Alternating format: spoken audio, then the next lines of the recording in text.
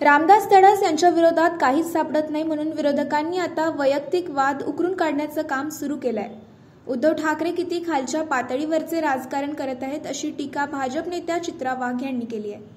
महायुतीचे वर्ध्यातील उमेदवार रामदास तडस यांच्या सून पूजा तडस यांनी कुटुंबियांकडून अन्याय झाल्याचा गंभीर आरोप केलाय। यावरूनच भाजपकडून आता पलटवार देखील केला जातोय। राजकीय पोळी भाजण्यासाठी कौटुंबिक कलहाचा वापर या संदर्भात चित्रा वाघ यांनी ट्विट केलाय। रामदास तडस यांच्या विरोधात काहीच सापडत नाही म्हणून विरोधकांनी आता वैयक्तिक वाद उकरून काढण्याचं काम सुरू केलंय। लोकसभा निवडणूक सुरू असतानाच रामदास तडस यांच्या विरोधात आरोप कसे काय केले जातात हा प्रश्न आहे। रामदास तडस यांची उमेदवारी रद्द करण्याची मागणी करणे यातूनच कौटुंबिक कलहाचा उपयोग राजकीय पोळी भाजून घेण्यासाठी केला जात आहे असा आरोप देखील चित्रा वाघ यांनी केलाय।